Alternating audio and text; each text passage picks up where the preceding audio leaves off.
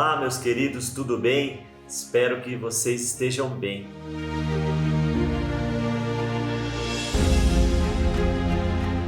E Deus me trouxe uma palavra para hoje que diz a respeito de quando recebemos o não de Deus, o que nós temos que fazer, ou o que acontece quando recebemos o não de Deus. Nós temos que seguir em frente. Eu acredito que o não de Deus não necessariamente quer dizer que nós estamos em pecado ou que nós estamos mal com Deus. Não quer dizer isso. Eu creio que o não de Deus é porque Deus, ele vê à frente do nosso tempo e ele sabe muito bem aquilo que vai ocorrer lá na frente, aquilo que nós não sabemos. Ele sendo onisciente, onipresente, que está em todos os lugares, além do seu tempo, Deus conhece todas as coisas, conhece o início, o meio, o fim.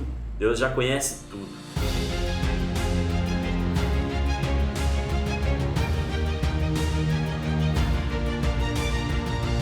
Então, quando Deus diz não pra gente, eu acredito que tem uma bênção lá na frente para nós. Então nós não podemos achar o não de Deus como sendo uma coisa ruim para nós, mas nós temos que acreditar que o não de Deus é para uma coisa boa. E na palavra que Deus me deu a respeito disso, na parte que Moisés, que está lá em Números 20, do 1 ao 13, quando Deus diz a Moisés para que ele tome a vara diante do povo e que ele fale com a rocha, para que daria água a toda a congregação. Então Moisés, ele chega ali da onde tem a água, da rocha, e Deus fala para ele, orienta ele a falar com a rocha e não a tocar na rocha. Só que Moisés, ele acaba tocando na rocha, ferindo a rocha por 2 vezes. E aí Deus fala para ele que ele não veria a terra prometida, não entraria na terra prometida, devido àquela desobediência dele. Então aqui nós podemos ver que Deus diz não para Moisés. Moisés não entrou na terra prometida como ele tanto queria, mas Deus concedeu a graça de contemplá-la de longe. Então Deus deu a graça de Moisés contemplá-la de longe, e nunca mais se levantou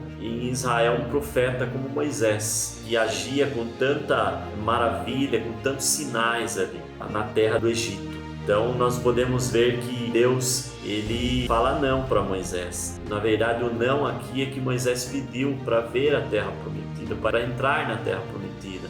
Deus diz não para ele. Por quê? Porque Deus tinha orientado ele a falar com a rocha, para que saísse água da rocha e não tocar na rocha. Então foi diante de uma desobediência. Assim sendo também, Paulo tinha um espinho na carne de Paulo. Paulo fala para Deus para que Deus tire aquele espinho na carne dele. Só que Deus também fala que não. E que a minha graça te basta, Paulo. Então a graça do Senhor te basta, Paulo. O Senhor fala não para ele e não tira aquele espinho na carne. Mas que a graça do Senhor foi abundante sobre Paulo, sobre tudo que aconteceu com ele ali. 3 vezes pedi ao Senhor que afastasse de mim, diz o apóstolo. Está lá em 2 Coríntios 12, 7 e 8. Paulo pediu por 3 vezes ao Senhor e o Senhor disse não para ele. Então podemos ver 2 exemplos aqui na Bíblia que Deus fala não. Falou não a Moisés quando Moisés queria entrar na terra prometida, mas diante da desobediência dele, ele não entrou. E também Paulo, que estava com espinho na carne e pediu por 3 vezes para que Deus tirasse esse espinho na carne dele. Deus falou que não também.